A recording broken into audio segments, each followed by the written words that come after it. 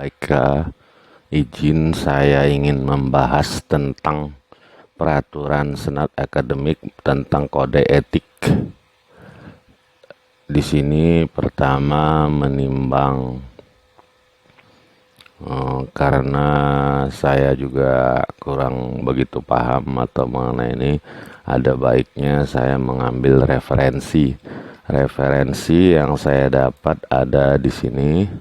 Jadi saya coba membuatnya seperti ini. Ini dari ITS ada saya lihat. Nah, kita bandingkan kode etik senat akademik ini ya. Saya lihat di sini ITS 10 November. Di sini dikatakan di ITS ini mengenai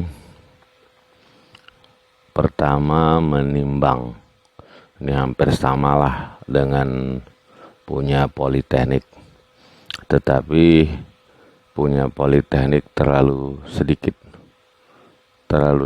hanya sampai BC, sedangkan di ITS ada sampai 7, ada sampai E di sini ya. Coba kita lihat, ini bisa nanti diperbaiki lagi oleh panitia. Di sini mengingat ini tentunya peraturan-peraturan pemerintah ya. Di sini ya udah biasa, udah sama, hingga memutuskan satu pengertian umum atau ketentuan umum. Di sini bab satunya pengertian umum. Di sini dia adalah ketentuan umum. Pasal 1. Nah, ini kalau di politeknik dia di sininya berulang. Nah, ini tidak perlu sebetulnya, cukup langsung ke pasal 1 karena ini udah ada induknya, ketentuan umum ataupun pengertian umum, silahkan saja.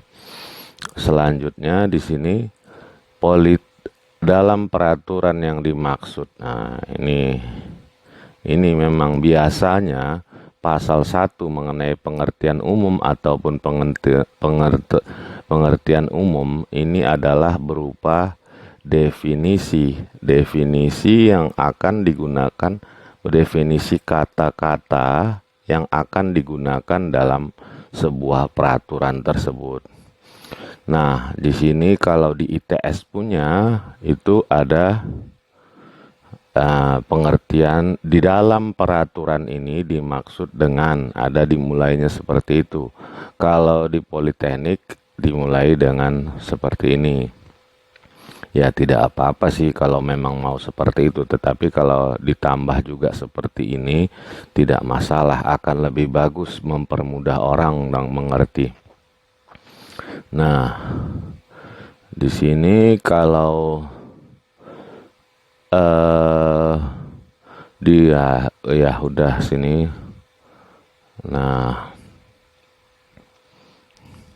Nah, kalau di politeknik di sini ada sampai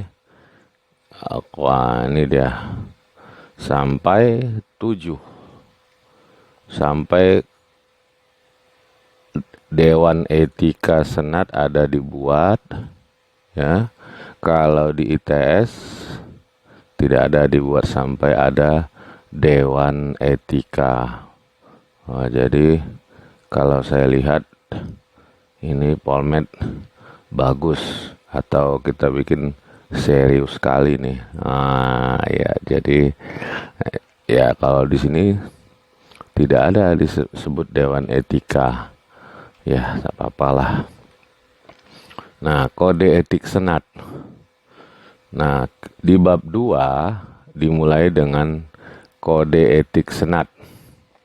Kalau di ITS ya, ini kita lihat, ini Polmed, ini ITS. Dia bab 2-nya masih ya ini ITS, masih ada pengertian, tujuan, dan lingkup. Ini kan tidak langsung bla bla bla bla bla bla bla. Pengertian, ya ini nggak salah sebetulnya kalau menurut saya ditambahkan. Ya, pengertian, tujuannya apa. Ya, nggak salah. Barangkali sudah ada juga nanti di sini dilampirkan. Tetapi kalau dia dibuat bab seperti ini lebih kuat daripada tersirat di dalam salah satu ayat. Ya, nah ini juga yang paling penting. Lingkup kode etik ini bagaimana mengaturannya, hubungan antar anggota, saran saya ini ditambahlah. Kalau inilah satu yang bab 2 ini ditambahkan ke kode etik Senat Polmed. Kalau memang disetujui silahkan, ini hanya saran saja. Nah, kita lihat lagi.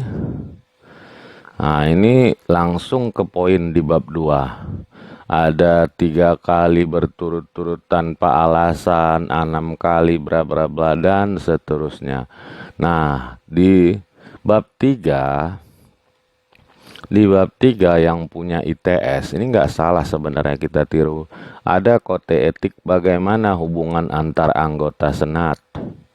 Ya, hubungan anggota Senat dijelaskan. Di sini ada poin-poinnya. Dan kedua, bab 4 di ITS itu ada hubungan anggota Senat dengan yang diwakilnya. Ini tentunya sangat baik ini diatur. Kalau bisa di Polmed pun dibuat. Kenapa? Supaya ada aturan main. Jadi konstituante ataupun orang-orang yang diwakilinya berhak mengetahui apa yang menjadi tujuan jadi anggota Senat ke depan. Ya, silahkan barangkali dipertimbangkan. Nah, terus ada lagi di sini hubungan dengan pihak luar. Nah, ini harus diatur juga. Jadi tidak ada anggota Senat yang serta-merta mengaku-ngaku atau mewakili Politeknik atau mewakili keseluruhan anggota Senat Politeknik. Ada aturan mainnya. Nah, selanjutnya, ini juga yang saya rasa perlu ditambahkan. Ini kan terlalu singkat dan selalu sederhana. Yang ini, tata tertib dalam rapat. Ini juga harus namanya kode etik. Senat itu kan kerjanya tiap hari rapat, tiap pertemuan rapat. Harus ada kode etik atau mengatur tata tertib dalam rapat. Nah, di sini juga ada diatur di bab 7, kalau anggota Senat bertugas keluar, bagaimana etika dia? Nah, ini bagus, saya rasa perlu ditambahkan. Dan di sini ada namanya pelanggaran dan sanksi. Jadi bukan jangan ya, alangkah lebih baiknya dibuat ini semua dalam satu bab. Jadi tidak terlalu sederhana seperti ini.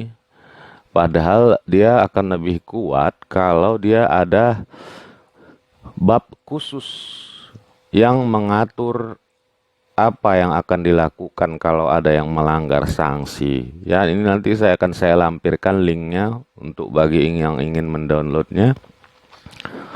Dan pasal 11 ada di sini ya, ini teguran udah ada hampir sama ini dengan yang di punya Politeknik. Bab 11 di 9 ada ketentuan penutup. Dia terdiri dari 2 pasal, yaitu kewajiban memenuhi kode etik mulai berlakunya. Ya, coba kita lihat terakhirnya punya Polmed. Ya, ini seperti ini ya nggak apa-apa. Ya, barangkali ini saja saran singkat saya sebagai anggota Senat untuk kemajuan Senat Politeknik yang kita cintain ini. Ya, terima kasih. Semoga saran yang sedikit ini memberi manfaat. Terima kasih.